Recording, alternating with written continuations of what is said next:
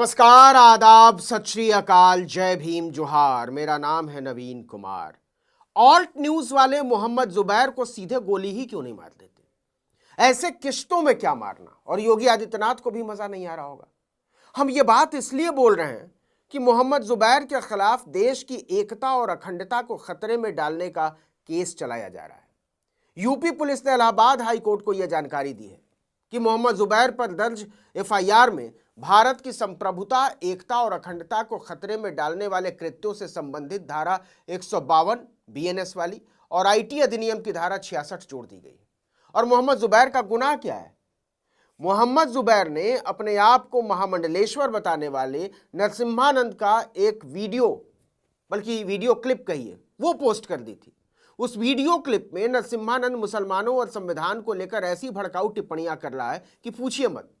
तो सीधे सीधे संविधान की धज्जी उड़ाने की बात करने वाले नरसिम्हानंद को देशद्रोह के आरोपों में बंद करने की हिम्मत तो है नहीं योगी सरकार की। इसलिए जुबैर को आसान निशाना बनाया जा रहा है। एकदम सीधी सी बात है। जिस तरह से डॉक्टर कफील के पीछे योगी आदित्यनाथ की सरकार पड़ गई थी और आरोपों से बरी होने के बावजूद उन्हें उत्तर प्रदेश में रहने लायक नहीं छोड़ा गया, बिल्कुल उसी तर्ज पर मोहम्मद जुबैर को भी टारगेट किया जा रहा है, निशाना बनाया जा रहा है। जी हां, ऑल्ट न्यूज के सह संस्थापक मोहम्मद जुबैर के खिलाफ गाजियाबाद पुलिस की ओर से दर्ज की गई एफआईआर में अब भारतीय न्याय संहिता की धारा 152 भी जोड़ दी गई है। यह धारा भारत की संप्रभुता, एकता और अखंडता को खतरे में डालने वाले कृत्यों को अपराध मानती है। यूपी पुलिस की ओर से इलाहाबाद हाई कोर्ट को बताया गया है कि मोहम्मद जुबैर के खिलाफ किन किन धाराओं में मुकदमा दर्ज किया गया है। यह एफआईआर यति नरसिम्हानंद सरस्वती ट्रस्ट की महासचिव उदिता त्यागी की शिकायत पर दर्ज की गई थी। उदिता त्यागी का दावा है कि जुबैर ने 3 अक्टूबर को नरसिम्हानंद के एक पुराने कार्यक्रम का वीडियो क्लिप पोस्ट किया था, साझा किया था। उनका आरोप है कि जुबैर का इरादा मुसलमानों को नरसिम्हानंद के खिलाफ हिंसा के लिए भड़काना था। मोहम्मद जुबैर ने इस एफआईआर को चुनौती देते हुए इलाहाबाद हाईकोर्ट का दरवाजा खटखटा दिया। लेकिन मासूमियत देखिए, भाषण दिया यति नरसिम्हानंद ने और कोर्ट कचहरी करनी पड़ रही है मोहम्मद जुबैर जैसे लोगों को। 25 नवंबर को मामले की सुनवाई करते हुए इलाहाबाद हाई कोर्ट ने जांच अधिकारी को अगली सुनवाई तक एक हलफनामा दाखिल करने का निर्देश दिया था। इस हलफनामे में स्पष्ट रूप से, साफ तरीके से उन सभी धाराओं का जिक्र करने के लिए कहा गया था जिनके तहत जुबैर के खिलाफ मामला दर्ज किया गया है। कोर्ट में जवाब दाखिल करते हुए जांच अधिकारियों ने बताया कि एफआईआर में 2 नई धाराएं जोड़ी गई हैं। पहली धारा 152 बीएनएस और दूसरी सूचना प्रौद्योगिकी अधिनियम की धारा 66। गौरतलब है कि जुबैर के खिलाफ शुरुआत में भारतीय न्याय संहिता यानी बीएनएस की धारा 196 यानी धर्म के आधार पर विभिन्न समूहों के बीच शत्रुता को बढ़ावा देना, 228 यानी झूठे सबूत गढ़ना, 299 यानी धार्मिक भावनाओं को आहत करने के इरादे से जानबूझकर और दुर्भावनापूर्ण कार्य, 356(3) यानी मानहानि और 35(2) यानी आपराधिक धमकी के लिए सजा के तहत एफआईआर दर्ज की गई थी। मोहम्मद जुबैर ने एफआईआर रद्द करने के लिए और कठोर कार्रवाई से सुरक्षा की मांग करते हुए हाई कोर्ट का रुख किया।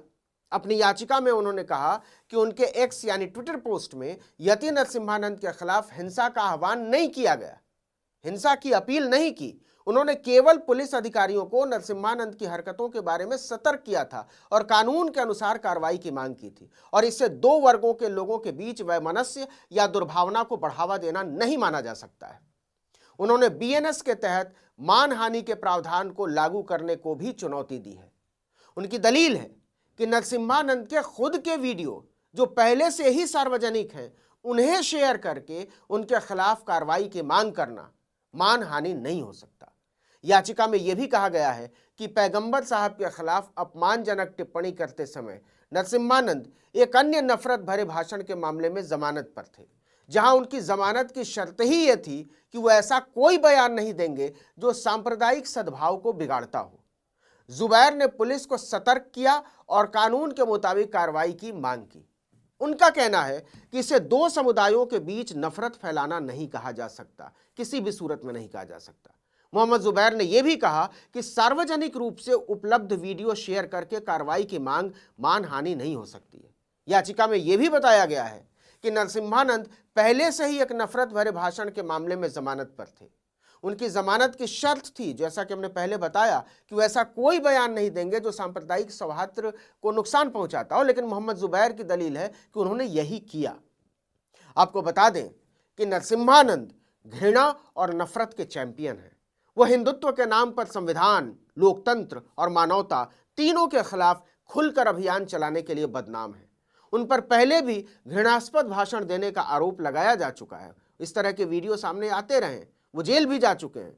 उन्होंने एक सार्वजनिक भाषण दिया जिसमें वो कथित तौर पर पैगंबर मोहम्मद के खिलाफ टिप्पणी करते सुने जा सकते हैं। इसी को लेकर जुबैर ने एक्स पर एक ट्वीट पोस्ट किया था जिसमें भाषण को अपमानजनक और घृणास्पद बताया गया था। इसके बाद उत्तर प्रदेश, महाराष्ट्र और तेलंगाना में नरसिम्हानंद के खिलाफ सांप्रदायिक नफरत भड़काने और धार्मिक भावनाओं को ठेस पहुंचाने के आरोप में कई एफआईआर दर्ज की गई, लेकिन कहीं भी गिरफ्तारी नहीं हुई। इसके बाद डासना देवी मंदिर में विरोध प्रदर्शन किया गया। लेकिन ये अपने आप में कितनी कमाल की बात है कि जिसने भाषण दिया, जिसने नफरतों की अपीलें की, जिसने खुलेआम मारने काटने जैसी बातें की, उस नरसिम्हानंद को गिरफ्तार करने में UP police, Telangana police, Maharashtra police के हाथ कांप रहे हैं। और मोहम्मद जुबैर, जिन्होंने बताया कि इस पर पुलिस को एक्शन लेना चाहिए, उनके भड़काऊ भाषणों पर रोक लगाई जानी चाहिए, उनके खिलाफ 3-3 राज्यों में एफआईआर हो जाती है, देशद्रोह लग जाता है, लोअर कोर्ट, हाई कोर्ट हो जाता है, पुलिस कचहरी कोतवाली हो जाती है। इसीलिए पूछने का दिल हो रहा है कि आप मोहम्मद जुबैर को सीधे सजाए मौत क्यों नहीं दे देते? क्या मिलेगा आपको इस तरह से तड़पाकर? सबको पता है कि यह क्या हो रहा है, सबको पता है कि जुबैर को इस तरह से क्यों परेशान किया जा रहा है, सबको पता है कि भारत को किस तरफ मोड़ा जा रहा है। जो हैरानी की बात है और इससे ज्यादा परेशानी की, वो ये कि सब कुछ कानून का पालन करने के नाम पर हो रहा है और जो लोग सरेआम कानून का माखौल उड़ा रहे हैं, रौंद रहे हैं देश की लोकतांत्रिक मर्यादा को, चिंदियां उड़ा रहे हैं संविधान के तकाजों की, उन्हें सिर माथे पर बैठाया जा रहा है हुकूमतों में। सवाल है कि क्या यही देश है जो हम बनाने चले थे? यही लोकतंत्र है जो इस देश के निर्माताओं ने हमें सौंपा था? और क्या यही सार्वजनिक मर्यादा की लकीरें हैं जिन पर चलकर हमने समता, न्याय और बंधुत्व के ख्वाब देखे?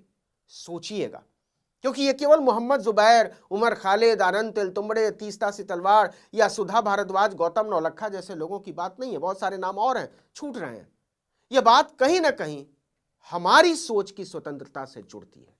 इस वीडियो में इतना ही, लेकिन अगर आपने आर्टिकल 19 इंडिया को अब तक सब्सक्राइब नहीं किया तो फौरन कर लीजिए, बेल आइकॉन दबाइए, घंटी जैसी आकृति लाइक कीजिए और कमेंट करके बताइए हमारा वीडियो आपको कैसा लगा। हमारा ट्विटर हैंडल है article19_India और मेरा ट्विटर हैंडल है नवीन जर्नलिस्ट। नमस्कार।